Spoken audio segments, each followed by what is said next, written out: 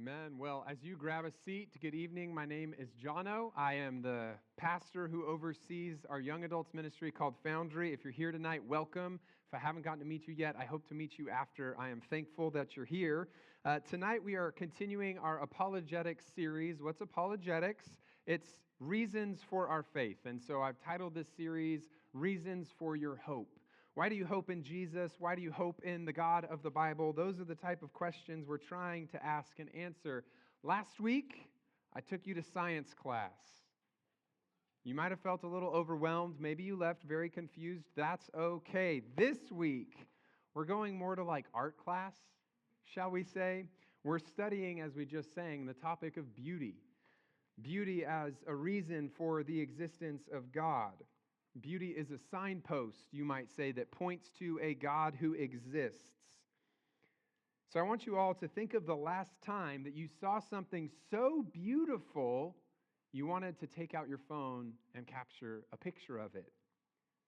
Maybe it was a sunset. Maybe you were in Santa Cruz with some friends.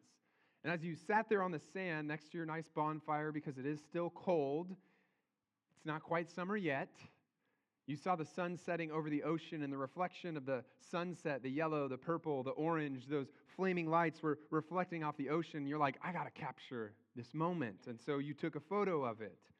Maybe you went to Yosemite for the first time. And as you're in the valley floor at Yosemite, you see Half Dome off in the distance. And then next to you, as you look at the mountainside, you see these two cascading waterfalls, Upper and Lower Yosemite Falls, like 1,500 feet of water falling. When you go over there to capture a photo, it gets mist all over you. But the glory and the splendor that you witnessed took your breath away. Wherever you were, I'm sure that there has been a point in your life when beauty has driven you to try to capture the moment. But what inevitably happens after you take that photo and then you look at it? You're like, man, this does not capture what I just saw. This doesn't capture my experience. This picture doesn't do justice to what I've just witnessed. But this dissonance between what you've seen and what your phone captured isn't just felt in the presence of natural beauty, right? Think about your favorite song.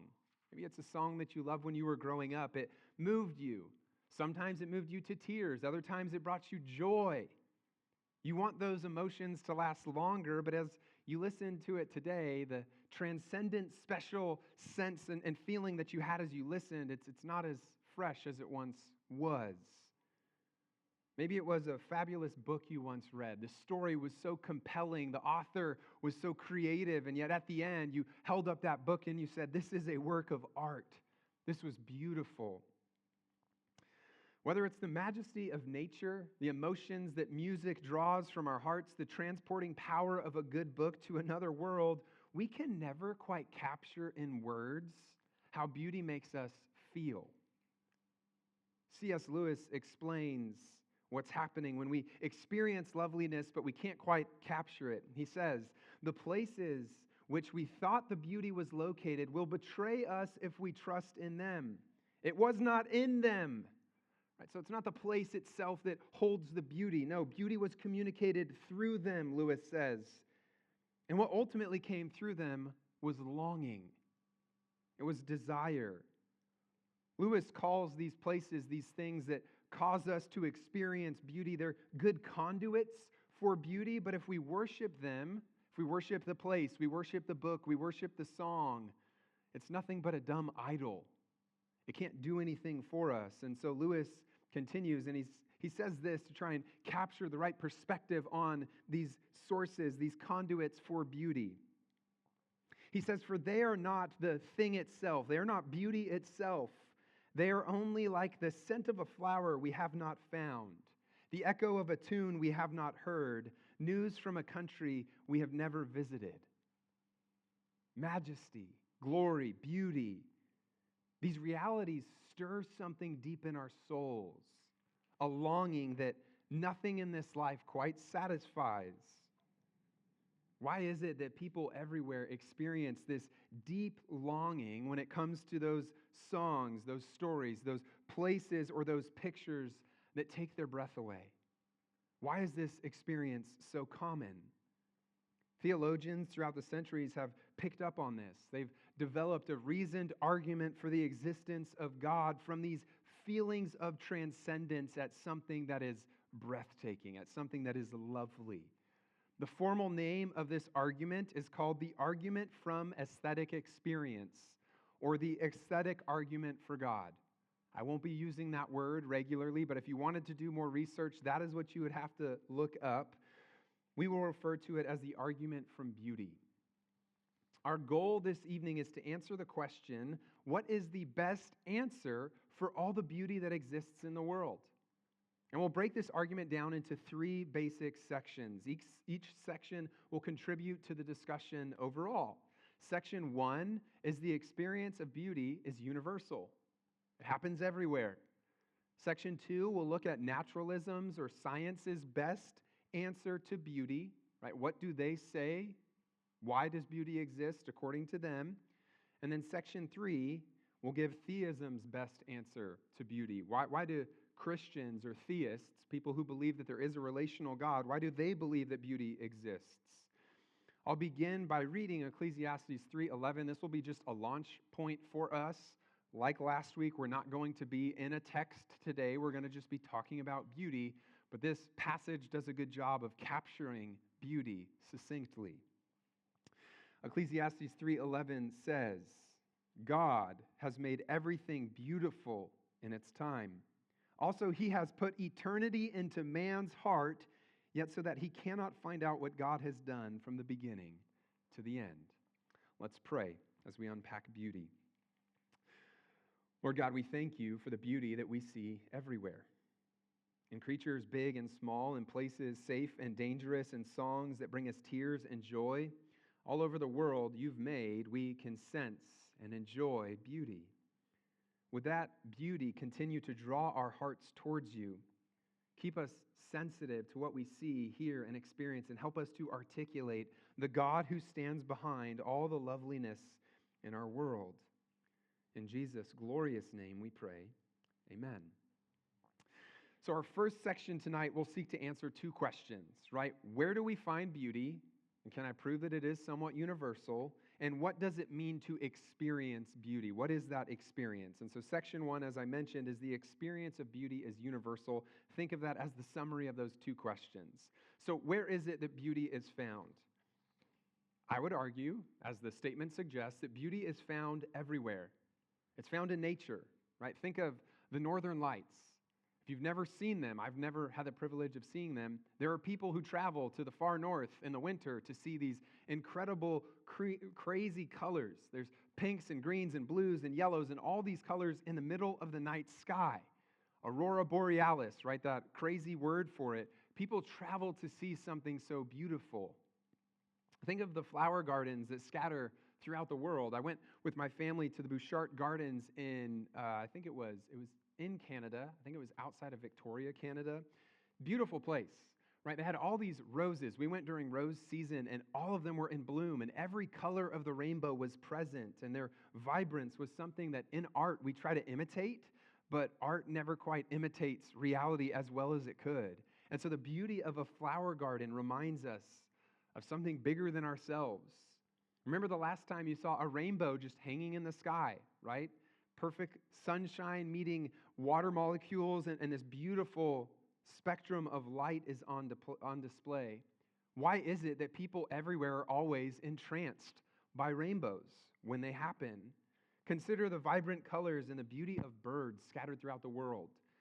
Right, when Camilla and I lived in Kentucky, they have very red cardinals, and they're so beautiful, right? And there's this bird, as I was looking up different birds from all over the world, there's a rainbow-colored lorikeet in Australia, and it's literally like every color of the rainbow, and it is spectacular.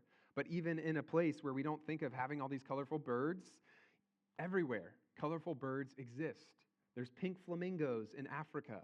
That's wild, but they exist. Beauty in nature isn't quite behind every single bush, but sometimes it feels like it almost could be. So beauty is everywhere in nature, but beauty isn't just restricted to the natural world. Right? I've already alluded to the world of music or poetry. Whether you love music or not, I'm sure you've heard a song that called forth something deep within you. Right? Maybe it was a welling up of emotions. Maybe it was just an instrumental piece, and you're like, there's not even words to draw out my feelings, but here I am feeling them. It was just so beautiful. There are songs that might remind you of your childhood and growing up. My mom loved to listen to the Bee Gees when we were kids. And so as we would drive to the Mojave Desert, we would listen to them. She would listen to other songs where she's like, wow, these are really inappropriate. I shouldn't have my kids listening to them. So she'd quickly skip to the next song. But those songs remind me of my childhood. All right, so there's beauty in songs, but there's also beauty in poetry.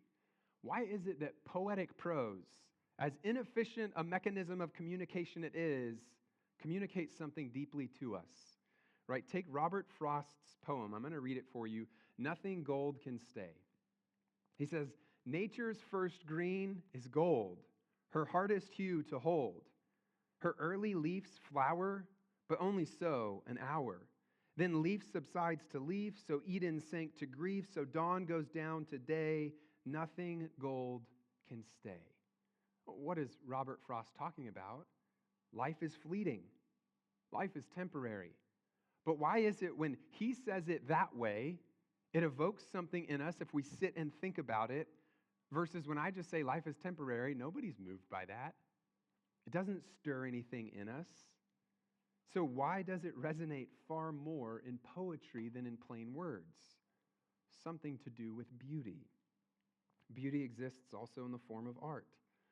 Think of the Sistine Chapel. I've never been there, but it was a painting that was completed over 500 years ago, a fresco, I should say, all over the roof of a chapel. And people travel from all over planet Earth to then go and crane their necks looking straight up at it. And they stand in awe at its beauty. It takes their breath away, seeing what Michelangelo could do so beautifully 500 years ago. So where is beauty found? It's found in every culture. Beauty is found in every country. It's on every continent. It is throughout space and time. Beauty is universal. One corner of the globe does not hold all of the beauty that you can experience. So where is it found? Everywhere. But the important follow-up question is this: what does it mean for us to actually experience beauty?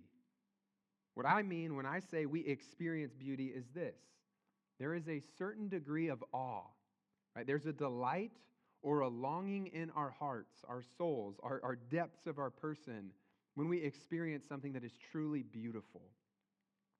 When Camilla and I found ourselves in Lauterbrunnen in Switzerland, we got off this train and we made our way around the corner, and we just see this incredibly majestic valley. The fields are this lush green, and there's all these sweet little houses, all in Swiss form. They look like log cabins, but they're painted white on the bottom, and they have wood roofs that are dark. And as we look around the valley floor, there's waterfalls everywhere. And then in the distance, we see a massive peak covered in snow. And awe fell upon both of us. And we took a ton of photos, and I'll tell you, none of those photos would give you the experience that we had there. But as we sat there and we looked at it, we were in awe. There was something that silenced us for a little bit. It made us feel small. And as we joked the rest of the time we were there, I was like, honey, maybe we're called to be missionaries here. We're going to suffer in the most beautiful place we've ever been together. They need good churches there, but I don't think God is calling us there. So why is it that sometimes when we go to these stunning places, I guarantee you, if Camilla and I moved there, in 6 months, maybe 12 months, we'd be over how beautiful it was? Why is it that awe, that experience doesn't last? What's the missing puzzle piece in our hearts? Why doesn't our favorite place or our favorite song, our favorite whatever experience we have, why does it not always hit the same way that it did at first? Why doesn't revisiting them still make our jaws drop? Beauty can be found almost everywhere. And it does draw amazement out of us, but that amazement almost passes as quickly as it came. And so that leads us to ask an important question: why does beauty exist? What best explains all the lovely sights and sounds or the stories scattered all over this world? That's where we have to get into the explanations for it. We know that beauty exists. We know that we experience it, so why? There's naturalism's answer, which we will tackle first, and then we'll look at theism's answer. So, moving from the universal experience of beauty, let's look now at how science or naturalism might answer beauty. Naturalism is the idea that only natural laws and forces are operating in our universe. There's nothing supernatural, there's nothing spiritual that's happening. All that we are is materials, ultimately. Naturalism is also the worldview that stands as the philosophy behind Charles Darwin's view of evolution. Right? So without that idea of naturalism undergirding his understanding of the world, he couldn't quite explain the theory of evolution. But naturalism struggles to explain beauty, and no one is more outspoken about this than Darwin was when he wrote The Origin of Species. Here's what he says in this seminal work on evolution. He says, if it could be proved that any part of the structure of any species had been formed for the exclusive good of another species, it would annihilate my theory, for such could not have been produced through natural selection. I fully admit that many structures are of no direct use to their possessors. All right, so what is Charles Darwin saying? He's saying naturalistic evolution cannot explain why one creature would be beautiful simply for the blessing of another creature. Why is it that we find birds beautiful? They don't offer us anything. And so his point was, I've observed all these creatures, all these things, and I can't explain why beauty exists in them because it's not for them, it's for others. Evolution depends on one species evolving purely and only for itself, not for the good of others, not for the enjoyment of some higher species like humans. So how does naturalism explain away beauty? They have three main arguments. The first is they say beauty exists in the animal kingdom just to help species reproduce, right? So how do animals pick their partners might be a way of us simplifying it. But second, they also would say beauty exists in nature in order to tell you and I as humans where a place is safe for us to live, right? How should we know where we were supposed to settle all these years ago? Third, and finally, and we'll go through each of these more, others argue that beauty is not an actual thing. Beauty is more a subjective response to whatever you're observing. You might think of this as the phrase, beauty is in the eye of the beholder. It's only beautiful to you. So let's unpack each of those ideas. The first one is how do animals pick their partners, right? They say it's simply for the reproduction. That's why beauty exists. So again, let's revisit the world of birds. In many bird species, it's actually the male bird that is more beautiful than the female bird. This is true of cardinals, right? The red birds are the boys. It's also true of peacocks, mallard ducks, and birds of paradise. The male bird is the one that's more beautiful. So why is it that the boys are more beautiful in birds? The answer that is offered, it's pretty simple. They say, well, the male cardinal, it's a more vibrant red so that it will attract predators and protect its family. And so, whatever predator is coming to swoop down from the heavens, a falcon, I don't know, they'll see the very red bird, but they'll ignore the dirtier red bird that happens to be the red bird's wife. But that's the way that you and I think about beauty. Right? We see the red feathers and we're like, man, that is beautiful. But how is it that female cardinals actually pick their mates, right? Truthfully speaking, yeah, a bright red bird might draw away predators. He'll stick out more. But here's the problem. That makes the color of his feathers purely practical, right? It's not that he's beautiful for the sake of his spouse. He's just red so that predators will kill him and not his family. So that's not beauty being produced. Beauty is an accident in that regard, right? And in most research, scientists find that it's more likely that animals will mate with each other due to pheromones, right? So the things they shoot out in the world that you and I can't see. And it has nothing to do with the aesthetic appearance of the creature itself.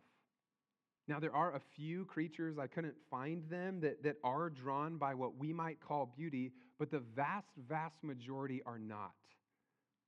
Darwin himself admits that he can't explain why so many magnificently gorgeous, beautiful, lovely creatures exist again in The Origin of Species. He goes on to say, the effects of beauty on mate selection when displayed in beauty to charm the females, right? So the fact that the male creatures are beautiful, it can be called useful only in a rather forced sense, right? So he's saying, as he's studying these creatures, they don't actually love each other for their beauty. It can only be called beauty in a forced way. Many structures now have no direct relation to the habits of life of the species.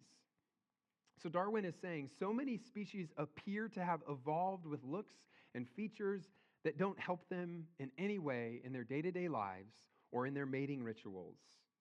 It would be like you and I growing fins. Right? Fins would not help us because we live on the land.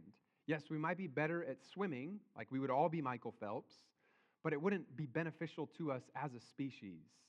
And so it doesn't quite make sense. The question they have to still answer is, okay, why are there so many beautiful creatures in nature?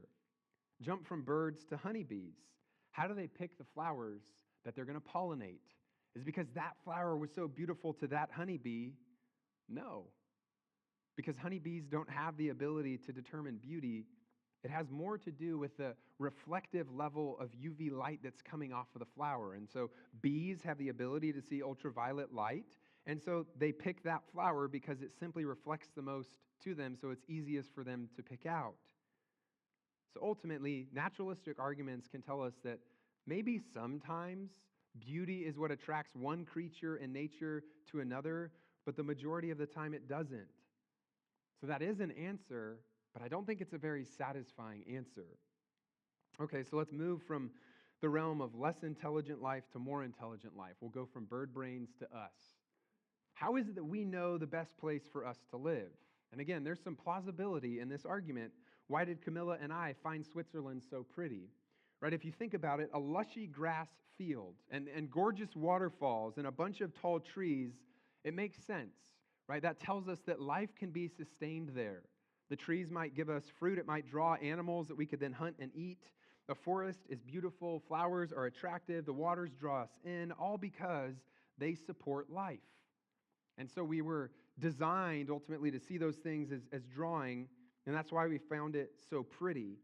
And again, on its face, this argument seems plausible. A lot of the places that we find beautiful are life-sustaining.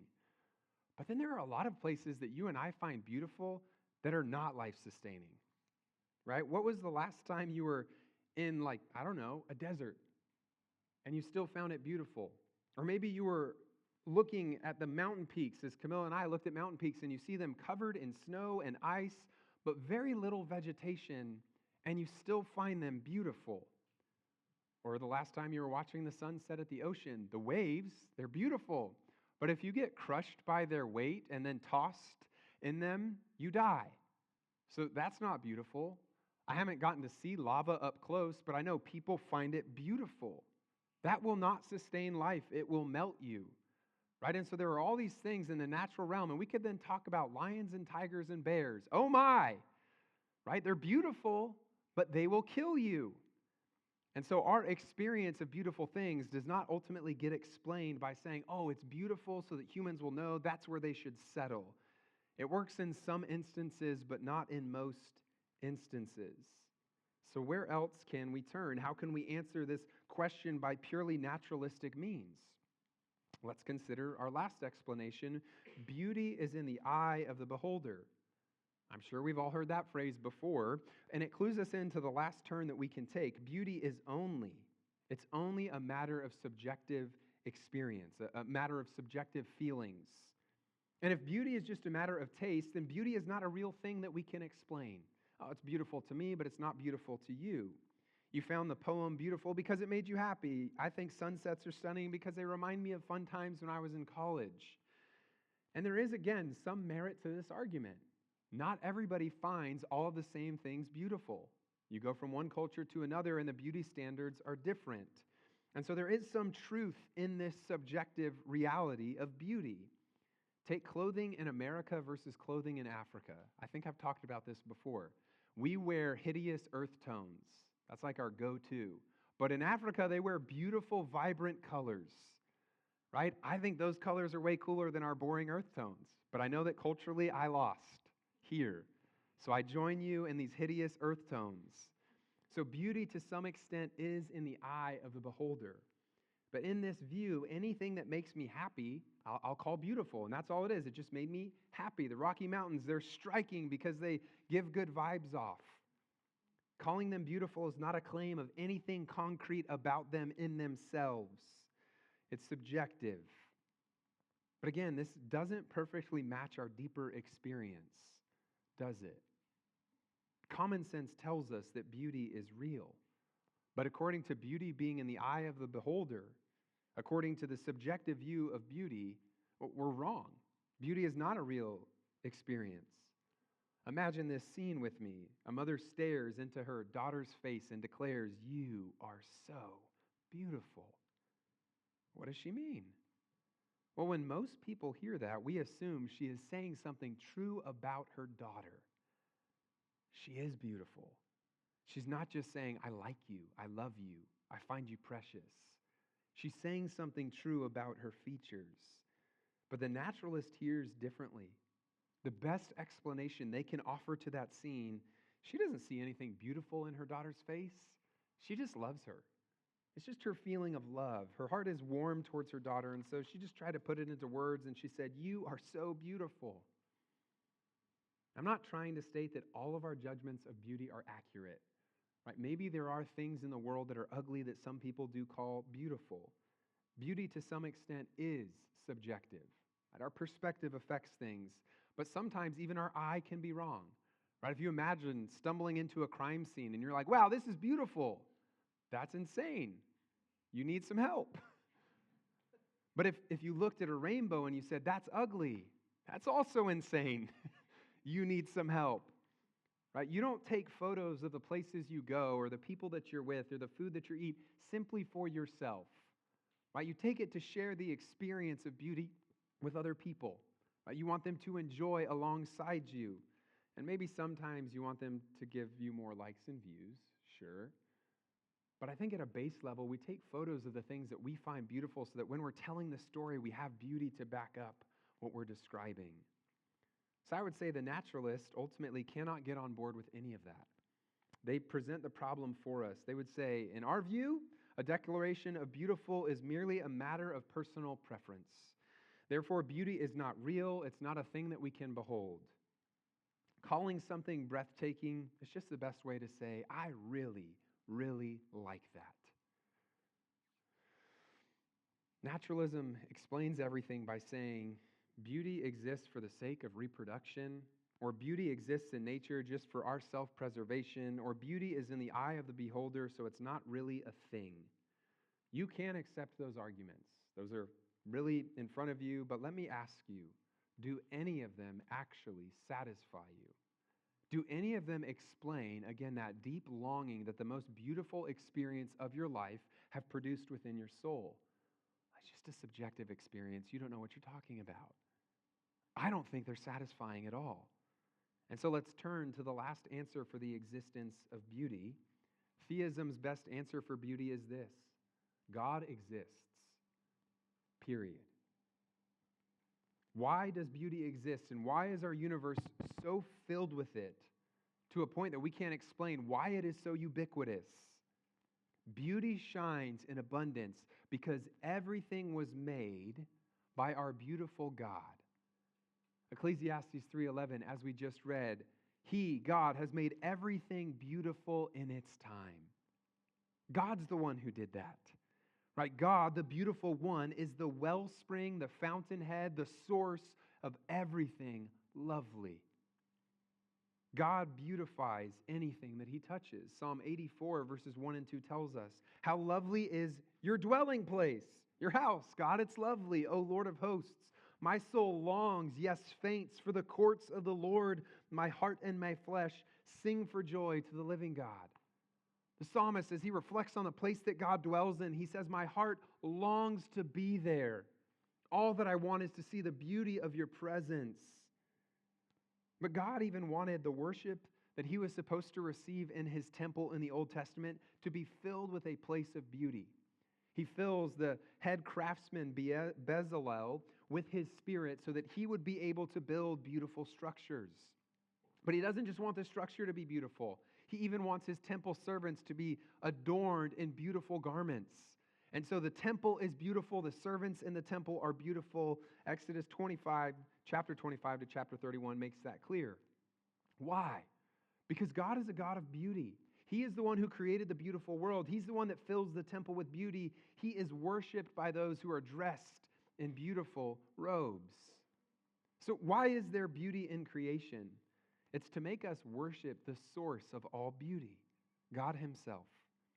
A second-century Christian apologist named Athenagoras, as he was reflecting on beauty, here's what he says. He says, if the world is like an instrument in tune and moving in well-measured time, I adore the being who gave it harmony and strikes its notes and sings to its accompaniment. I don't adore the instrument itself, for at the musical contest, the judges do not pass by the lute players and crown the lutes. If the world is God's craftsmanship, though I admire its beauty, I reverently draw near to the one who made it. Simply put, do we praise the art or the artist? Do we praise the music or the musician? Do we praise the poem or the poet? Do we praise the creation or the creator?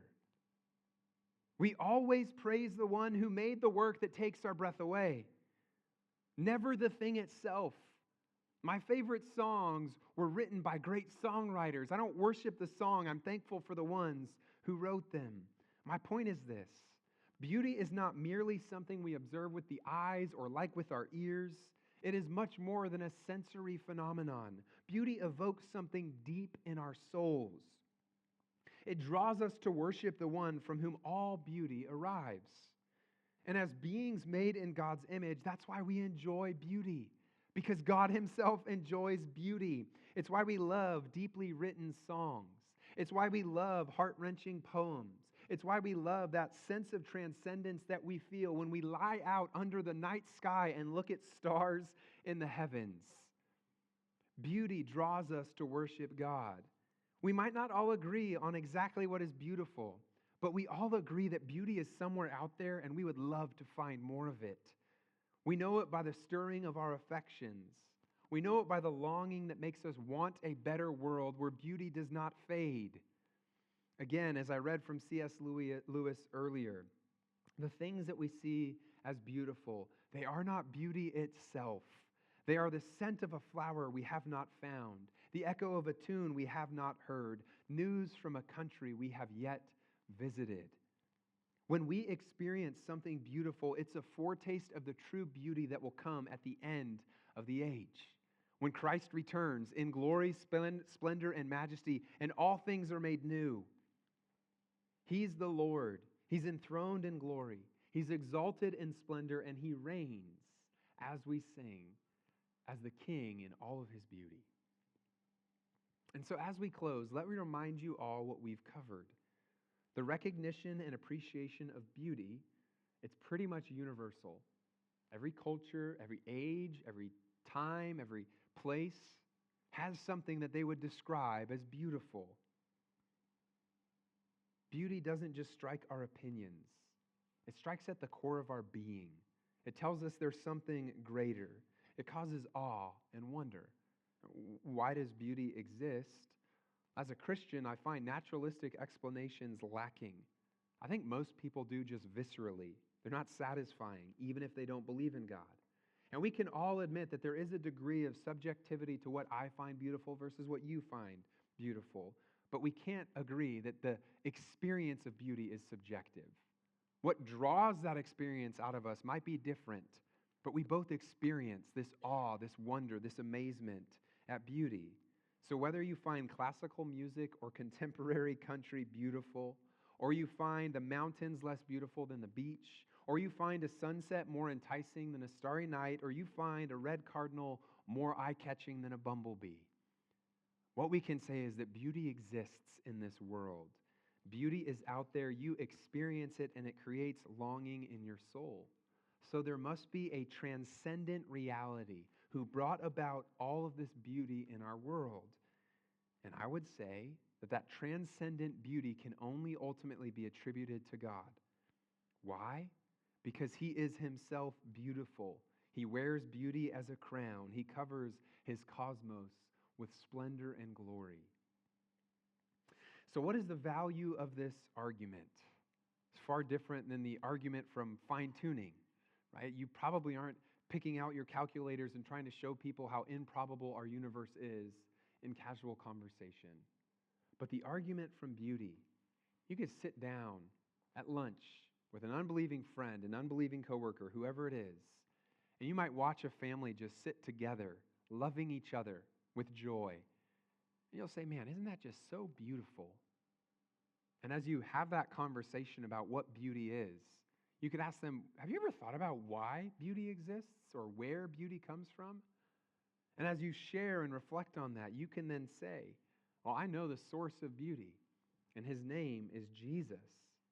As Paul says in Romans 1:19-20, for what can be known about God, it's plain to everyone, because God has shown it to them. For his invisible attributes, namely his eternal power and his divine nature, have been clearly perceived ever since the creation of the world and the things that have been made. God's glory is on display everywhere. People can simply observe his beauty and see that it exists.